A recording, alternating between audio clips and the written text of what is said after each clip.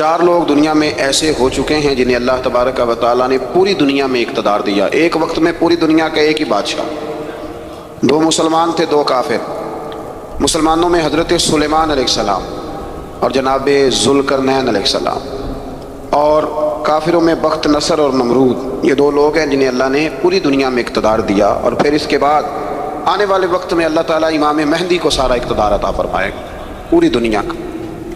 حضرت ذوالقرنین کے بارے میں 2 روایات ہیں، ایک تو یہ ہے کہ وہ نبی تھے اور ایک یہ ہے کہ نہیں وہ ولی تھے، لیکن مجھے حضرت مولا علی شیر خدا رضی اللہ تعالیٰ عنہ کا قول ملا ہے جس میں آپ نے فرمایا کہ نہیں وہ نبی نہیں تھے، تو اس لیے میرا نظریہ یہی ہے کہ وہ اللہ کے ایک نیک بندے تھے۔ اللہ نے انہیں پوری زمین میں اقتدار دیا، وہ ایک مہم پہ نکلے، ان کا ارادہ بنا کہ میں ذرا دنیا کا چکر لگاؤں، تو انہوں نے سفر شروع کیا کہ میں دیکھوں ذرا سورج غروب کہاں ہوتا ہے۔ تو فرماتے میں پہنچا، بڑا گیا، لیکن میں اس مقام تک پہنچ گیا جہاں سورج غروب ہوتا ہے، تو پھر میں نے دیکھا کہ ایک سیاہ کنواں ہے جس کے اندر جا کے وہ چھپ گیا ہے، لیکن رب کریم کی اس حقیقت تک میں پہنچ سکا نہیں۔ پھر آپ فرماتے ہیں کہ میں آگے نکلا تو مجھے ایک قوم کے بارے میں بتلایا گیا جو بڑی خونخوار قوم تھی، بڑی خونخوار، اس کو یاجوج اور ماجوج کہا جاتا ہے۔ یہ قوم اتنی خونخوار تھی کہ یہ درندوں کو بھی کھا جایا کرتی تھی، اتنے لمبے چوڑے ان کے قد تھے، اتنے زیادہ طاقتور تھے کہ سانپ اور بچھو بھی کھا جاتے تھے۔ یہ نکلا کرتے تھے سبزے کے دنوں میں تو ساری کھیتیاں اجاڑ جاتے تھے، ہر چیز تباہ کر جاتے تھے، حتیٰ کہ انسانوں تک کو کھا جاتے تھے۔ تو حضرت ذوالقرنین جب وہاں پہنچے، اللہ تبارک و تعالیٰ نے انہیں ان مظلوم لوگوں کا مددگار بنایا جن پر یاجوج اور ماجوج کی قوم ظلم کرتی تھی۔ انہوں نے آپ سے کہا کہ حضور مہربانی فرمائیں، اس قوم سے تو ہماری جان چھڑائیں۔ آپ نے فرمایا تم میری مدد کرو۔ انہوں نے کہا حضور کس طرح؟ فرمایا بس جسمانی طور پر میری مدد کرو۔ تو آپ نے پھر وہاں ایک دیوار بنائی، ایک دیوار، لوہا کاٹ کر، سیسا پگھلا کر، پتھر ڈال کر ایک بڑی موٹی تازی دیوار بنائی، اور اتنی اونچی بنائی، اور پھر اس کے چاروں جانب آگ جلائی تاکہ وہ لوہا اس طرح پگھل جائے کہ وہ دیواروں کے ساتھ چپک جائے، تاکہ کوئی آدمی پیر رکھنا چاہے تو پیر رکھ کے اس پہ چڑھ نہ سکے۔ آپ نے وہ دیوار بنائی۔ اب اس قوم کا حال یہ ہوا کہ وہ اس کے اندر قید ہیں، وہ صبح جب اٹھتے ہیں تو اس کو توڑنا شروع کرتے ہیں، توڑتے رہتے ہیں، تو جب شام ہوتی ہے تو ان میں سے ہر روز ایک شخص کہتا ہے اتنی رہنے دو باقی کل کریں گے، لیکن جب وہ سویرے اٹھتے ہیں تو اللہ تعالیٰ اس دیوار کو پھر سے مضبوط فرما دیتا ہے۔ نبی کریم علیہ السلام نے فرمایا قرب قیامت میں ایک وقت آئے گا، قیامت کے قریب جا کے ایک ٹائم ایسا آئے گا کہ اس مخلوق میں سے ہی ایک شخص پکارے گا اور پکار کے کہے گا کہ اب سو جاؤ انشاءاللہ۔ اللہ ان کی زبان پہ جاری کہے گا اب سو جاؤ اور سویرے انشاءاللہ یہیں سے شروع کریں گے۔ تو فرمایا وہ چونکہ انشاءاللہ کہیں گے تو پھر اللہ تبارک و تعالیٰ اگلے دن اس دیوار کو وہیں پہ رکھے گا جہاں رات کو انہوں نے اسے چھوڑا تھا۔ اگلے دن وہ توڑیں گے تو دیوار ساری ٹوٹ جائے گی، اور پھر اللہ تبارک و تعالیٰ کا فضل ہوگا تو مسلمان کی طرف وہ بڑھیں گے، وہ قتل و غارت کریں گے، پھر سے وہی درندگی کریں گے۔ تو پھر حضرت عیسیٰ علیہ السلام ان کے لیے دعا کریں گے۔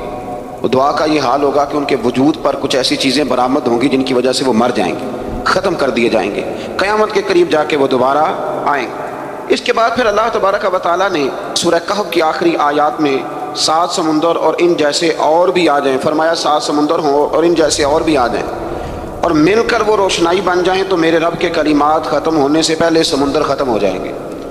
اور آخری آیت میں اللہ تعالیٰ نے فرمایا کہ رسول صلی اللہ تعالیٰ علیہ وسلم آپ کہہ دیجئے کہ میں تمہاری طرح ہی ایک بشر ہوں، انا بشر مثلکم، میں بھی تمہاری طرح ایک۔ اب مثلکم کا بہت سارے لوگوں نے ترجمہ اپنی طرح کا کر لیا ہے، حالانکہ حضور صلی اللہ تعالیٰ علیہ وسلم نے فرمایا کہ بشر ہونے میں تمہاری طرح ہوں، رسول ہونے میں تمہاری طرح نہیں، اللہ کا حبیب ہونے میں تمہاری طرح۔ اور وہ یہ جو میں کہہ رہا ہوں نا نہیں، تو یہ صحیح بخاری کے لفظ ہیں۔ حضور نے فرمایا ایکم مثلی، کون ہے تم میں جو میری طرح ہو، یہ صحیح بخاری کے لفظ ہے۔ اللہ تبارک و تعالیٰ سمجھنے کی توفیق عطا فرمائے۔ پھر اس سے آگے سورہ مریم شروع ہوتی ہے۔ اس صورت میں اللہ تبارک و تعالیٰ نے حضرت زکریا علیہ السلام کا ذکر فرمایا ہے کہ وہ لا ولد تھے اور بڑھاپے کی عمر کو پہنچ چکے تھے۔ انہوں نے اللہ تعالیٰ سے اولاد کی دعا کی جو ان کا اور آل یعقوب کا وارث ہو، تو اللہ تعالیٰ نے انہیں بیٹے کی بشارت عطا فرمائی جس کا نام انہوں نے یحییٰ رکھا، بلکہ یہ نام انہوں نے پہلے سے رکھ لیا تھا، یہ یحییٰ نام انہوں نے پہلے سے رکھ لیا تھا۔ مجھے اب لوگ کس سینس میں مسئلہ پوچھتے ہیں یہ نہیں مجھے پتا، لیکن مجھ سے ایک دوست نے کچھ دن پہلے پوچھا کہ پیدائش سے پہلے بچے کا نام رکھنا جائز ہے؟ تو میں نے انہیں کہا کہ ہاں، آپ سورہ مریم پڑھیں گے تو آپ کو اندازہ ہوگا کہ حضرت زکریا نے بیٹے کا نام پہلے ہی رکھ دیا تھا، کیونکہ انہیں یقین کامل تھا کہ رب کریم مجھے بیٹا ہی عطا فرمائے گا۔ تو حضرت یحییٰ علیہ السلام کو اللہ تعالیٰ نے بچپن میں ہی نبوت عطا کی اور کتاب دی۔ ان کے اوصاف یہ بیان کیے کہ وہ پاکیزہ اور متقی تھے، ماں باپ کے ساتھ نیکی کرنے والے تھے اور سرکش نہیں تھے۔ ان پر سلام ہو جب وہ پیدا ہوئے، اور ان پر سلام ہو جب ان کی وفات ہوئی، اور قیامت کے دن جب انہیں اٹھایا جائے گا۔ اس سے معلوم ہوا کہ نبی کریم علیہ السلام پر یا کسی بھی نبی پر سلام بھیجنا اور اس دن پر سلام بھیجنا جس دن اللہ تعالیٰ نے انہیں پیدا فرمایا ہے، یہ قرآن مجید سے ثابت ہے۔ یعنی آپ یہ کہہ سکتے ہیں کہ جس سہانی گھڑی جم کا طیبہ کا چاند، اس دل افروز ساعت پہ، دل افروز ساعت پہ، تو یہ عین قرآن مجید ہے کہ جس دن وہ پیدا ہوئے اس دن ان پر سلام۔ اللہ تعالیٰ سمجھنے کی توفیق عطا فرمائے۔ پھر اس سے آگے چل کر حضرت مریم سلام اللہ علیہا کا ذکر ہے کہ ان کے پاس فرشتہ آیا۔ ہم تیسرے پارے میں بھی ان کا ذکر پڑھ آئے، پھر ایک آدھ اور جگہ پہ بھی اشارتاً کنایتاً ان کا تذکر آیا کہ ان کے پاس فرشتہ انسانی شکل میں آیا، اور فرشتے نے آ کے کہا کہ میں آپ کو بیٹے کی بشارت دینے آیا ہوں۔ کہنے لگی میرے پاس کیسے بیٹا آئے گا، مجھے تو کسی مرد نے چھوا ہی نہیں۔ تو فرمایا رب ایسے ہی کرتا ہے جب وہ کسی کام کا ارادہ فرما لیتا ہے۔ تو حضرت مریم کے ہاں اللہ تبارک و تعالیٰ نے حضرت عیسیٰ علیہ السلام کی ولادت فرمائی۔ حضرت عیسیٰ بغیر باپ کے پیدا ہوئے، اور حضرت آدم علیہ السلام غیر ماں باپ کے پیدا ہوئے۔ تو یہ اللہ کی قدرت کی نشانی ہے۔ اب حضرت عیسیٰ علیہ السلام کی جب ولادت ہوئی تو یہ آپ کا معجزہ اور حضرت مریم کی کرامت سامنے آئی کہ آپ ایک خشک کھجور کے نیچے بیٹھی تو اللہ تعالیٰ نے اسے سرسبز و شاداب کر دیا، اور آپ اس کو ہلاتی تھی تو وہ کھجوریں گرتی تھی۔ بڑی پریشان تھی آپ کے قوم کے سامنے کیا منہ لے کے جاؤں گی، لوگ کیا کہیں گے۔ لوگوں کے لیے الزام لگانا، پروپیگنڈا کرنا بڑا ہی آسان کام ہے۔ دو ہی تو کام دنیا میں آسان ہے، ایک بدگمانی کرنا اور ایک غیبت کرنا، اور اتنا مزیدار کام ہے کہ آپ ساری دیہڑی کرائیں گے۔ کوئی بندہ تھکنے کو تیار ہے، معاذ اللہ ثم معاذ اللہ سارا دن، اور اگر آپ کہیں کہ اللہ کا ذکر کرو، تسبیح لے لو، صرف 500 دفعہ درود شریف پڑھ لو، تو پھر کیا بنے گا؟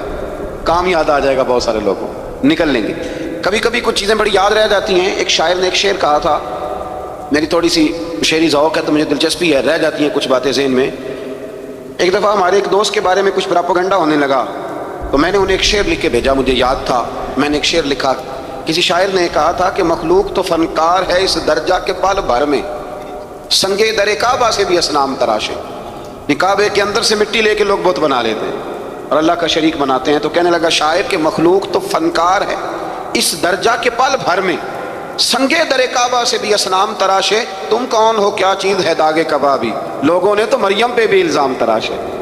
لوگ تو منٹ لگاتے ہیں، وہ جو رہی مسجد میں، پلی مسجد میں، لوگوں نے الزام لگانے کا وقت آیا تو الزام لگا دیا، سید عائشہ صدیقہ پہ لگا دیا، صدیق کی بیٹی اور صدیقہ۔ آپ سوچ سکتے ہیں کہ لوگ کہاں تک جاتے ہیں اور باتیں کہاں تک پہنچتی ہیں۔ تو یہ میرے رب کریم کا فضل اور کرم ہے کہ جناب مریم کی برات کا اعلان بھی قرآن نے کیا، اور حضرت عائشہ صدیقہ کی برات کا اعلان بھی قرآن پاک نے فرمایا، یہ بھی قرآن مجید نے فرمایا ہے۔ اور کل پرسوں بھی بات ہو رہی تھی حضرت یوسف علیہ السلام کی، تو الزام تو لگتے رہتے ہیں۔ تو میں نے اس دن بھی سوال کیا تھا، پھر دہراتا ہوں کہ غلطی کیا تھی حضرت یوسف کی؟ کبھی کنواں اندھیرا، کبھی بھائیوں کے تھپڑ، کبھی مصر کا بازار، اور ذرا سوچو تو صحیح جب بولیاں لگتی ہیں انسان کی تو کیا حال ہوتا ہے۔ اور پھر ذرا یہ بھی تو دیکھو نا کہ جب زلیخا نے الزام لگایا تو پھر کیا حال ہے، اور پھر 12 سال کی جیل، پر رب فرماتے ہیں شان میں نے یوسف کو ہی عطا فرمائی۔ تو حضرت مریم سلام اللہ علیہا جب وہ بیٹا لے کے گئی ان کے پاس تو انہوں نے کہا یہ کہاں سے آ گیا؟ آپ فرمانے لگی میں نے تو چھپ کر روزہ رکھا ہوا ہے، اسی سے پوچھ لو یہ کہاں سے آیا ہے، یہی بتائے گا۔ پنگھوڑے میں تھے حضرت عیسیٰ علیہ السلام، پنگھوڑے میں، تو قرآن مجید کہتا ہے کہنے لگے قال انی عبد اللہ، حضرت عیسیٰ بولے اور بول کے کہنے لگے میں اللہ کا بندہ ہوں، اور آتانی الکتاب، خالی نہیں آیا، کتاب ساتھ لے کے آیا ہوں، وجعلنی نبیا، اور اس نے مجھے نبی بنا کے بھیجا ہے۔ تو حضرت عیسیٰ علیہ السلام پنگھوڑے میں ہیں تو کلام فرما رہے ہیں، اپنے نبی ہونے کا اعلان فرما رہے ہیں۔ اب اس بندے کے قریب جا کے اس سے سوال کرنے کو دل نہیں کرتا جو نبی پاک کے بارے میں کہتا ہے 40 سال کے بعد نبی بنے۔ یہاں پنگھوڑے میں حضرت عیسیٰ کلام کریں، پنگھوڑے میں، اور وہ پنگھوڑے میں کہے میں نبی ہوں، اور تو اپنے رسول کے بارے میں یہ کہے کہ بکریاں چرا رہے تھے تو معاذ اللہ انہیں پتہ ہی نہیں تھا کہ میں نبی بن جاؤں گا۔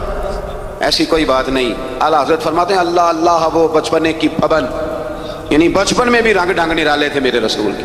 اللہ اللہ وہ بچپنے کی پابند، اس خدا بھاتی صورت پہ لاکھوں سلام۔ اس خدا بھاتی صورت پہ.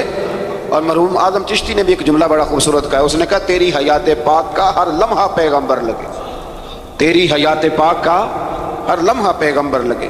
پھر اس سے آگے آیت نمبر 41 سے ایک بار پھر حضرت ابراہیم علیہ السلام کا ذکر ہے کہ وہ بہت سچے نبی تھے. انہوں نے اپنے چچا کو بے جان بتوں کی عبادت سے روکا، عذاب الہی سے ڈرایا. اس نے کہا کہ آپ ہمیں ہمارے خداؤں سے پھیرنا چاہتے ہیں، اس سے رک جائیں ورنہ ہم آپ کو سنسار کر دیں گے. ابراہیم علیہ السلام نے کہا کہ میں آپ کے لیے اپنے رب سے استغفار کرتا رہوں گا، وہ مجھ پر بہت مہربان ہے. تو اللہ تبارک و تعالیٰ نے انہیں اسحاق علیہ السلام بیٹے اور یعقوب علیہ السلام پوتے کی بشارت دی، اور یہ بھی فرمایا کہ یہ دونوں نبی بھی ہوں گے. پھر آیت نمبر 51 سے لے کر 58 تک مختلف انبیاء کا ذکر ہے. اللہ تعالیٰ نے اس میں فرمایا کہ حضرت موسیٰ کو برگزیدہ رسول، نبی اور اللہ کا رازدار کہا گیا، اور حضرت ہارون کی نبوت کا بیان بھی ہوا، اور حضرت اسماعیل کو وعدے کے سچے، نماز اور زکوٰۃ کا حکم دینے والے رسول اور نبی اور اللہ کا پسندیدہ قرار دیا گیا. ادریس علیہ السلام کو صدیق نبی قرار دیتے ہوئے فرمایا کہ ہم نے ان کو بلند جگہ پہ بٹھایا ہے. کہاں ہے ادریس علیہ السلام؟ چوتھے آسمان میں بھی، اور جنت کا قول بھی ہے. دو روایتیں ان کے بارے میں ملتی ہیں. ایک تو یہ ہے کہ وہ حضرت ملک الموت سے ایک دفعہ کہنے لگے تو میرا یار نہیں بن جاتا؟ اللہ ہی بھلا کرے. حضرت اسرائیل کو کہنے لگے دوست بن جو، کب بن جاتے ہیں؟ دوستی ہو گئی. فرمانے لگے یار موت کا ذائقہ کیسے چکھاتا ہے؟ کہنے لگا میں آپ کو چکھا دیتا ہوں. آپ کو موت کا ذائقہ چکھایا اور دوبارہ پھر وہ ڈال دی. آپ اٹھ کے بیٹھ گئے. کہنے لگے دوزخ تو دکھا، وہ بھی دکھا دی. فرمایا جنت تو دکھا، جنت بھی دکھائی. تو کہنے لگا واپس چلیں. فرمانے لگے اب تو نہیں جانا. کیوں؟ فرمایا رب فرماتا ہے ہم فیہا خالدون، جو جنت میں آئے گا یہیں رہے گا. میں کہا جناب وہ تو پہلے موت کا ذائقہ چکھنا ہے، پل صراط جو دوزخ کے اوپر ہے وہاں سے گزرنا ہے. تو آپ فرمانے لگے یہ دونوں کام میں کر چکا ہوں اور تو نہیں کرائے ہیں، لہٰذا میں آ گیا ہوں تو میں نے یہیں پہ رہنا ہے. اب حضرت ملک الموت علیہ السلام نے عرض کی مالک یہ تیرا بندہ. فرمایا تیری دوست بھی اس کے ساتھ لگی تھی تو میری توفیق سے ہی لگی تھی، اور یہ یہاں تک آئے بھی میری توفیق سے ہی ہے. میرا ارادہ بن گیا انہیں یہاں رکھنے. میری طلب بھی تو تیرے کرم کا صدقہ ہے، میری طلب بھی تو تیرے کرم کا صدقہ ہے. یہ پاؤں اٹھتے نہیں بلکہ یہ اٹھائے جاتے ہیں. تو یہ بھی تو اس کا کرم ہوتا ہے نا کہ وہ کس طرح کر کے کسی کو نوازتا ہے. آیت نمبر 59 میں اللہ تعالیٰ کے فرما بردار اور سرکش بندوں کے احوال اور جو ان کے آخرت میں احوال ہوں گے ان کا ذکر کیا گیا ہے. آیت نمبر 66 میں بتایا گیا ہے کہ منکرین آخرت حیات بعد الموت کے بارے میں ہمیشہ شک میں مبتلا رہے. انہیں یقین ہونا چاہیے کہ مرنے کے بعد دوبارہ وہی خالق زندہ کرے گا جس نے پہلی بار بغیر کسی نام و نشان کے پیدا. آیت نمبر 76 میں بتایا کہ جو لوگ گمراہی میں مبتلا ہیں ان کے ابتلا میں اضافے کے لیے مہلت کی مدت بڑھا دی جاتی ہے، اور جو ہدایت یافتہ ہیں ان کو مزید استقامت نصیب ہوتی ہے. اللہ کے ہاں ثواب اور انجام خیر کے اعتبار سے باقی رہنے والی نیکیاں سب سے زیادہ بہتر. ایسی نیکیاں کریں جو باقی رہیں ہمیشہ. کیا کہتے ہیں؟ صدقہ جاریہ. آیت نمبر 81 میں فرمایا کہ مشرکین اس امید پر اللہ کے سوا معبودان باطل کی عبادت کرتے ہیں کہ مشکل میں ان کی مدد کریں گے. فرمایا ہرگز نہیں، وہ ان کے دشمن بن کے عبادت کا انکار کریں گے. آیت نمبر 88 میں بتایا کہ کفار نے اللہ کی طرف اولاد کی نسبت کر کے نہایت سخت بات کی. یہ تو اتنا سنگین جرم ہے کہ اس سے آسمان پھٹ پڑے، زمین شک ہو جائے اور پہاڑ ریزہ ریزہ ہو جائیں. مزید فرمایا کہ آسمان اور زمین میں جو کوئی بھی ہے سب اللہ کے حضور بندے بن کے حاضر ہوں گے. آیت نمبر 97 میں فرمایا جو لوگ ایمان لائے اور نیک کام کیے ان قریب رحمان لوگوں کے دلوں میں ان کی محبت پیدا فرما دے. یہ جو شرک والا معاملہ ہے نا یہ بڑا سادہ سا ہے. کچھ لوگ آج نئے فلسفی اٹھے ہیں تو وہ کچھ عجیب و غریب سی باتیں دہریوں جیسی کرنے لگے ہیں، اور بعض مضامین ہم دیکھتے ہیں تازے جو چھپتے ہیں ان کے اندر بھی وہ اشارتاً کنایاتاً مذہب کی بنیاد پر تقسیم نہیں ہونی چاہیے، انسان بحیثیت انسان قابل تکریم ہے. تو ایک بات سمجھ لیں کہ جو مکان کی رجسٹری آپ کے نام ہے اگر کوئی اور دعویٰ کرے اس کا تو آپ کو برداشت ہے؟ یہ ہو نہیں نہ سکتا میاں. ملک میں وزیر کئی ہو سکتے ہیں پر وزیر اعظم ایک ہوتا ہے، اس کو سمجھ لیں. تو جب اللہ کی توحید میں کوئی کسی کو شریک ٹھہراتا ہے تو بہت بڑا جرم کرتا ہے، وہ بہت بڑا جرم کرتا ہے. یوں سمجھ لیں کہ جیسے آپ کی 5 مرلے کی زمین پہ کوئی آ کے قبضہ کرے اسے مار دینے کو دل کرتا ہے. اس لیے یہ ساری زمین رب کریم کی ہے، آسمان و زمین کا خالق اور مالک. تو شرک ناپسندیدہ بات، ناپسندیدہ. سورہ طٰہٰ شروع ہوتی ہے. اس سورہ طٰہٰ میں نبی پاک صلی اللہ تعالیٰ علیہ وسلم کو رب کریم نے فرمایا کہ محبوب قرآن اس لیے نازل نہیں کیا تھا کہ آپ مشقت میں پڑ جائیں. نبی کریم لمبی لمبی نمازیں پڑھتے تھے، لمبی لمبی. تو قرآن مجید نے کہا طٰہٰ ما انزلنا علیک القرآن لتشقیٰ، محبوب قرآن اس لیے نازل نہیں کیا کہ آپ مشقت میں پڑ جائیں. حضور لوگوں کو بڑی جد و جہد کے ساتھ دین کی طرف بلاتے تھے، تو کہا محبوب قرآن اس لیے نازل نہیں کیا تھا کہ آپ مشقت پہ پڑ جائیں. آپ تو مشقت کرنے لگ گئے. وہ یا رب اپنے محبوب کو کہہ رہا ہے, جیسے سورہ مزمل میں بات ہوئی نا کہ محبوب تھوڑا آرام بھی فرما لیا کر, محبوب تھوڑا آرام بھی فرمائے. پھر فرمایا کہ یہ قرآن نصیحت کے لیے نازل ہوا ہے, اور اللہ ظاہر و باطن سب کو جانتا ہے, اور وہ وحدہ لا شریک ہے, اور سارے اچھے نام اسی کے. آیت نمبر 10 میں فرمایا کہ مدین سے واپسی کے سفر کے دوران موسیٰ علیہ السلام اس واقعے کا بیان کیا کہ وہ اپنی جگہ پر رکے ہوئے تھے, تو وہیں انہیں غیب سے ندا آئی کہ موسیٰ میں آپ کا رب ہوں, آپ وادی مقدس میں ہیں تو ادباً اپنے جوتے اتار دیجئے, میں نے آپ کو چن لیا ہے, میرے پیغام وحی کو توجہ سے سنیے, میں اللہ وحدہ لا شریک ہوں, میری بندگی کے لیے, میری یاد کے لیے, نماز قائم کیجیے, قیامت آنے والی ہے, اسی کی طرف آپ توجہ فرمائیے. اسی موقع پر آپ کو جو معجزات عطا کیے گئے ان کا بھی ذکر ہے, اور وہ ہم پیچھے بہت ساری جگہوں پہ اس کا ذکر کر آئے کہ اللہ تعالیٰ نے ان کو ایک ایسا عصا عطا فرمایا تھا کہ وہ ایک دم میں ہی بہت بڑا اژدہا بن جایا کرتا تھا, اور پھر حضرت سیدنا موسیٰ علیہ السلام اپنا ہاتھ گریبان میں ڈال کے نکالتے تھے تو آفتاب کی طرح روشن ہو جاتا تھا. اقبال کہتے ہیں ید بیضا لیے بیٹھے ہیں اپنی آستینوں, ید بیضا لیے, چمکتے ہوئے ہاتھ ہیں ان کے, تو یہ اپنی آستینوں میں چھپا کے بیٹھے ہیں. پر اقبال نے یہ ولیوں کے لیے کہا ہے, نہ پوچھ ان خط کا پوشوں کی, ارادت ہو تو دیکھ ان کو, ارادت ہو تو محبت کے ساتھ دیکھ, تنقید کے ساتھ تو پتہ ہے پھر بندے کو کوئی شے نہیں ملتی, آنکھیں گونگ ہو جاتی. ارادت ہو تو دیکھ ان کو, یدے بیضا لیے بیٹھے ہیں اپنی آستینوں میں. پھر اللہ تعالیٰ نے نا حضرت موسیٰ علیہ السلام کو حکم دیا تھا کہ فرعون کو دعوت دیں, تو حضرت موسیٰ نے دعا مانگی جو آیت نمبر 25 اور 28 میں موجود ہے, رب اشرح لی صدری ویسر لی امری واحلل عقدۃ من لسانی یفقہوا قولی, اے میرے رب میرے لیے میرا سینہ کھول دے, میرے لیے میرا کام آسان کر دے, میری زبان کی گرہ کھول دے تاکہ وہ لوگ میری بات کو سمجھ سکیں. یہ آپ نے دعا فرمائی, اور آگے جا کے مزید آپ نے التجا کی کہ میرے خاندان میں سے میرے بھائی ہارون کو اس مشن میں میرا وزیر بنا دے تاکہ مجھے تقویت ملے, اور اسے میرا شریک کار بنا دیجیے. اللہ تعالیٰ نے ان کی اس دعا کو قبول فرما لیا. آیت نمبر 38 سے حضرت موسیٰ علیہ السلام کی پیدائش کا ذکر ہوتا ہے, اور یہ تقریباً آیت نمبر 76 تک چلتا ہے.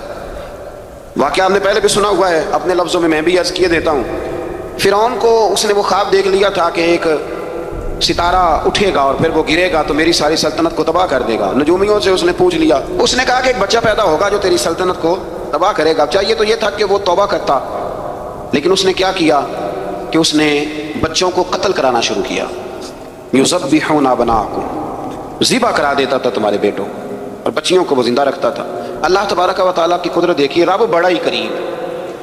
آپ یقین کریں مولا کے دینے کے انوکھے ہی انداز ہیں. یعنی حضرت موسیٰ کو یہ طور کے پاس آگ لینے جائیں تو اللہ تبارک و تعالیٰ پہلی وہی فرما کے نبی بنا لے. بھائی حضرت یوسف کو کنویں میں ڈالیں تو رب وہاں سے نکال کے مصر کا حکمران بنا دے. وہ بڑا ہی بے نیاز ہے. مولا کے دینے کے انداز بڑے ہی انوکھے ہیں, وہ بڑے انوکھے انداز میں نوازتا ہے. تو حضرت موسیٰ جب پیدا ہوئے تو ان کی والدہ نے پتہ کیا کیا, ان کو ایک صندوق میں بند کر کے دریا میں بہا دیا. اب دریا میں بہتے جا رہے ہیں تو ماں تھی تو پریشان بھی ہو گئی, ان کی ہمشیرہ کو کہنے لگی ذرا دھیان رکھنا کدھر جاتے ہیں. حضرت موسیٰ علیہ السلام دریا میں بہتے بہتے نا, فرعون نے نا دریا کے کنارے مکان بنایا ہوا تھا. آپ کو پتہ ہے بادشاہوں کا ذوق ہوتا ہے. آج کل ہمارے جو حکمران ہیں انہوں نے اس کا نام فارم ہاؤس رکھا ہوا ہے, میرا فارم ہاؤس, اور پرانے زمانے میں لوگ ڈیرا کہتے تھے. تو اس نے بھی اس طرح کا فارم ہاؤس بنایا ہوا تھا. وہاں پہ حضرت موسیٰ علیہ السلام تیرتے ہوئے تابوت کے اندر, صندوق کے اندر جا رہے ہیں. فرعون اور ان کی بیوی حضرت آسیہ بے اولاد تھیں, بڑی تڑپ تھی بیٹے کی, وہ بھی وہاں کھڑی تھی. صندوق تیرتا ہوا آیا تو فرعون نے کہا کہ جاؤ پکڑ کے لاؤ دیکھو کیا ہے. جب وہ لے کے آئے نا تو آپ کی ہمشیرہ جو نگرانی کرنی تھی پریشان ہوگی کہ یہ تو اس کے ہاتھ لگ گئے, یہ تو اب مار ڈالے گا. لیکن جب خوبصورت اور چمکتا ہوا بچہ دیکھا تو بی بی آسیہ کہنے لگی یہ بنی اسرائیل کا ہے ہی نہیں, یہ تو پتہ نہیں کہاں سے بہتا ہوا یہاں آ گیا ہے. تم ایسے ہی چھوڑ, یہ پتہ نہیں کہاں سے, رکھ نہ لیں, رکھ نہ لیں. تو حضرت موسیٰ علیہ السلام کو کہنے لگا نہیں انہی کے ہیں, موسیٰ علیہ السلام اسی کے ہیں. تو آسیہ کہنے لگی تیرے تو سر پہ نا بس بھوت ہی سوار ہو گیا, ہر وقت وہی لوگ تجھے یاد رہتے ہیں, یہ پتہ نہیں کہاں سے بہ کے آیا. اب رکھ لیا, مان گیا فرعون. آپ فرعون کے گھر میں جو اس لیے بچے مروا رہا تھا کہ میری سلطنت حضرت موسیٰ پیدا نہ ہو جائے, تو اسی کے گھر میں پرورش پانے لگے, اسی کے گھر میں. اب عورتیں منگائیں گئی دودھ پلانے کے لیے, تو حضرت موسیٰ علیہ السلام کسی بیوی کا دودھ نہیں پیتے, تو آپ کی ہمشیرہ نہ وہیں دائیں بائیں گھومتی رہتی. تو کہنے لگی جناب آسیہ سے کہ میں ایک بیوی کو جانتی ہوں, بڑی صاف ستھری ہے, مجھے امید ہے یہ بچہ اس کا دودھ پیے گا. تو فرعون کہنے لگا دوڑ کے لا. تو وہ اپنی والدہ کو لے کے آئیں تو حضرت موسیٰ نے فوراً دودھ پینا شروع کر دیا۔ فرعون کو پھر تھوڑا شک ہوا۔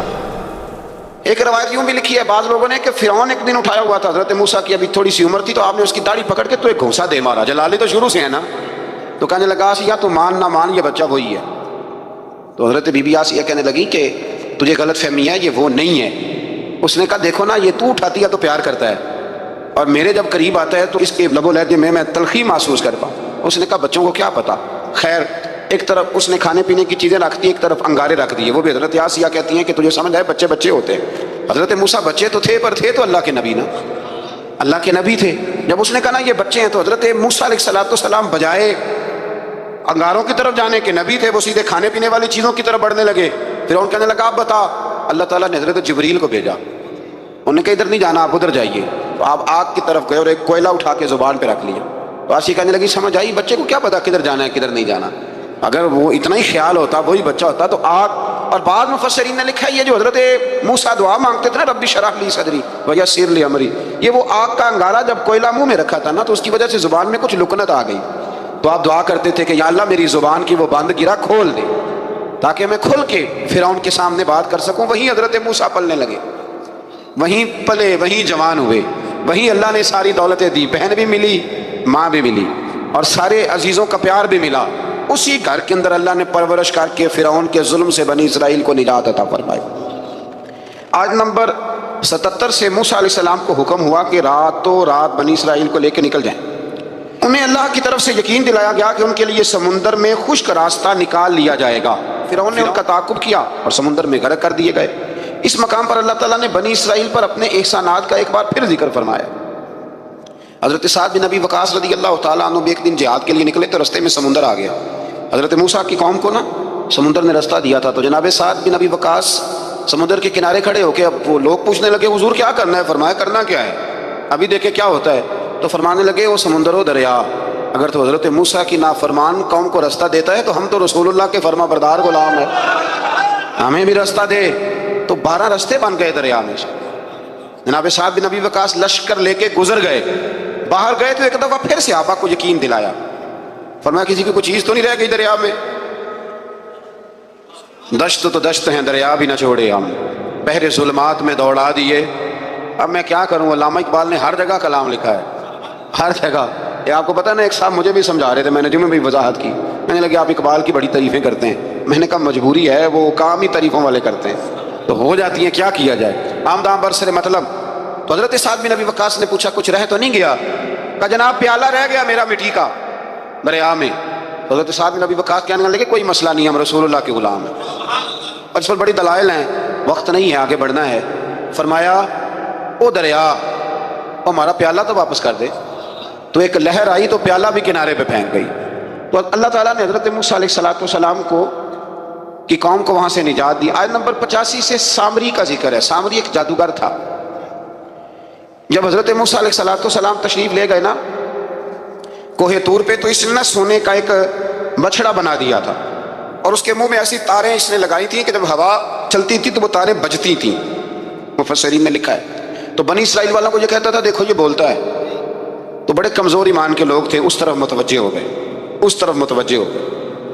حضرت موسیٰ علیہ السلام واپس آئے تو انہوں نے پوچھا کہ یہ ماجرا کیا ہے؟ تو اس نے کہا کہ میں نے نا حضرت جبریل علیہ السلام کا گھوڑا جب چل رہا تھا تو ان کے پاؤں سے جو مٹی لگ رہی تھی وہ مٹی میں نے تھوڑی اٹھا لی تھی، اور وہ میں نے اس کے منہ میں رکھی ہے، جس کی وجہ سے اس کے منہ سے آواز ہے۔ وہ مٹی کب اٹھائی تھی وہ بھی لکھا ہے مفسرین نے کہ حضرت موسیٰ علیہ السلام نے جب کہا نا بنی اسرائیل والوں کو کہ گھوڑے ڈالو اندر، حالانکہ رستے بن بھی گئے تھے، پھر بھی کہنے لگے ایسا نہ ہو کہ اندر جائیں تو پانی پھر آ جائے، تو یہ جاتے نہیں تھے، ڈرتے تھے، کمزور ایمان کے لوگ تھے نا۔ اصل مسئلہ نا اندر کا ہے، آپ یقین کریں یہ بڑی باکمال بات ہے۔ میں تو اس نتیجے پہ پہنچا ہوں تھوڑی سی زندگی گزار کے کہ یقین اگر مضبوط ہو نا تو انسان کی زندگی کا ہر کٹھن رستہ آسان ہو جاتا ہے، لیکن جن لوگوں کے اندر مسائل بہت زیادہ ہوتے ہیں ان کے لیے بیرونی کوئی کام کرنا بھی بڑا ہی مشکل ہوتا ہے۔ تو یہ لوگ کہنے لگے کیسے اندر جائیں گے تو پھر نہ پانی مل جائے؟ تو حضرت جبریل امین آئے گھوڑی پہ بیٹھے ہوئے، انہوں نے آگے آگے گھوڑی دوڑائی، تو آگے گھوڑی دوڑی تو ان کے گھوڑے خود بخود پیچھے دوڑ پڑے۔ حضرت سیدنا جبریل کی گھوڑی جہاں پیر رکھتی تھی وہاں سے سبزہ اگتا تھا۔ سامری جادوگر تھا، حیرت انگیز چیزوں کو جمع کر لیتا تھا، اس نے وہ جمع کر کے رکھ لی اور بچڑا بنا دیا۔ تو حضرت موسیٰ علیہ السلام نے جب اس سے پوچھا تو اس نے یہ بات بتائی اور کہنے لگا یہ تدبیر مجھے میرے نفس نے سجائی تھی، حضرت موسیٰ نے اس سے کہا تو یہاں سے چلا جا، زندگی میں تیرے لیے بخشت کی سزا ہے اور تیری سزا کا وقت آخرت میں مقرر ہے۔ اس کے بعد والی آیات میں اللہ تعالیٰ کی وحدانیت، کتاب اللہ کی حقانیت اور اس سے روح گردانی کرنے والوں کے لیے عذاب آخرت کا بیان ہے۔ بخشت کا بھی عذاب ہوتا ہے کچھ لوگوں کو بخشت کا عذاب یہ ہوتا ہے، یعنی انسان ہر وقت خوف زدہ رہے۔ آیات بتاتی ہیں کہ اس پر کون سا عذاب ہے، اس پر ایک وحشت تاری رہے۔ اللہ سے دعا مانگیں اللہ تبارک و تعالیٰ ان ساری آزمائشوں سے ہمیں محفوظ فرمائے۔ اسی تسلسل میں پھر قیامت اور سور پھونکے جانے کا ذکر ہے۔ آیت نمبر 105 سے فرمایا کہ لوگ آپ سے پہاڑوں کے متعلق سوال کرتے ہیں، آپ ان سے کہہ دیجئے میرا رب انہیں ریزہ ریزہ کر دے گا اور پوری زمین ہموار میدان کی طرح ہو جائے گی۔ آیت نمبر 109 میں قیامت کی ہولناکیوں کا ذکر ہوا اور فرمایا آج اللہ کی بارگاہ میں کسی کو مجال شفاعت نہیں ہوگی سوائے اس کے جسے وہ اذن شفاعت عطا کرے اور جس کے قول سے وہ راضی ہو۔ آیت نمبر 110 سے اکڑی گردنوں کے حی و قیوم کے سامنے جھکنے، ظالموں کے نامراد ہونے اور مومنین صالحین کے کامیاب ہونے کا ذکر ہے۔ آیت نمبر 114 میں علم میں اضافے کی تعلیم کے لیے دعا ارشاد فرمائی گئی ہے جو بڑی معروف ہے، ربی زدنی علما۔ آیت نمبر 115 سے اس بات کا ذکر ہے کہ آدم علیہ السلام جو جنت میں درخت کے قریب چلے گئے تو یہ ان کی بھول اور اجتہادی خطا تھی، اللہ نے خود وضاحت فرما دی، اور انہوں نے قصداً اللہ کے حکم کی نافرمانی نہیں کی۔ آدم علیہ السلام کو جنت میں داخل کر کے بتایا کہ یہاں نہ بھوک لاحق ہوگی، نہ بے لباسی ہوگی، نہ پیاس لگے گی، نہ ہی دھوپ کی تپش محسوس ہوگی، اور یہ کہ آپ اپنے دشمن شیطان کی چالوں سے بچے رہیں گے۔ اس مقام پر قرآن نے اس موضوع کو پھر بیان کیا کہ شیطان نے وسوسہ ڈالا اور مخلص اور ہمدرد کا روپ دھار کر ان کو بہکایا۔ انہوں نے ممنوع درخت سے کھا لیا سو ان کے ستر کھل گئے اور جنت کے پتوں سے اپنے ستر کو ڈھانپنے لگے، پھر اللہ نے ان کی توبہ قبول کی اور جنت سے زمین پر بھیج دیا۔ آیت نمبر 124 سے اللہ تعالیٰ نے فرمایا جو ہماری یاد سے غافل رہے گا ہم اس کے لیے معیشت تنگ کر دیں گے، ومن اعرض عن ذکری فإن له معیشۃ ضنکا، جو ہماری یاد سے غافل ہوگا اس کے لیے زندگی اس پر اللہ تبارک و تعالی ہر وقت اپنی یاد کی توفیق عطا فرمائے۔ آیت نمبر 130 سے اللہ تعالیٰ نے ارشاد فرمایا ان کی باتوں پر صبر کیجیے، سورج کے طلوع اور غروب ہونے سے پہلے اپنے رب کی حمد کے ساتھ تسبیح پڑھتے رہیے اور رات کے بعض اوقات میں اور دن کے حصوں میں بھی تسبیح پڑھتے رہیے تاکہ آپ کا رب راضی ہو جائے اور آپ بھی راضی ہو جائیں۔ مزید فرمایا کہ اپنے اہل خانہ کو نماز کا حکم دیں اور خود بھی نماز پر قائم رہیں، اور نیک انجام صرف تقوی پر کاربند لوگوں کے لیے۔ کفار قریش کے عذاب کے مطالبے کے جواب میں فرمایا کہ ان سے پہلے لوگوں کو اللہ نے ہلاک کر دیا تھا اور عذاب کا وقت مقرر ہے، اگر ہم رسول بھیجنے سے پہلے ہلاک کرتے تو یہ لوگ کہتے کہ ہمارے پاس عذاب سے پہلے رسول کیوں نہیں بھیجا، ہمیں کوئی سمجھا لیتا ہم نہ یہ کام کرتے۔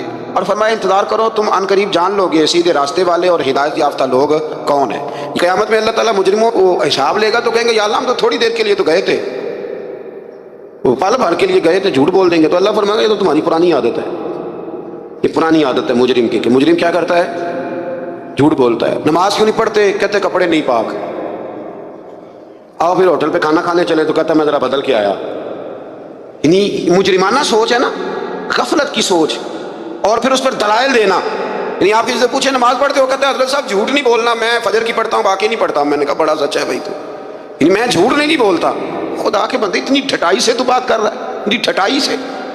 اور ایک بات آپ کو بڑی ذمہ داری سے عرض کرنے لگا ہوں، ذرا میری بات کو سمجھنا، اگر آپ 4 دن مسلسل گھر نہ جائیں، آپ کی بیوی شور کرتی ہے کہ نہیں کرتی؟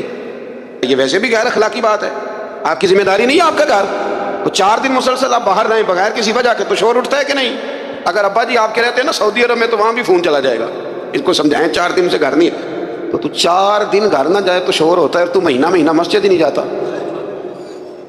اور پھر تیرے اندر پھر مد و جزر نہ ہو، پھر جوار پھاٹا نہ ہو، پھر ساری نعمتیں موجود ہونے کے بعد تیرا کلیجہ منہ کو نہ آئے، پھر تیرا جگر نہ پھٹے، پھر رات کو تجھے نیند کیسے آئے؟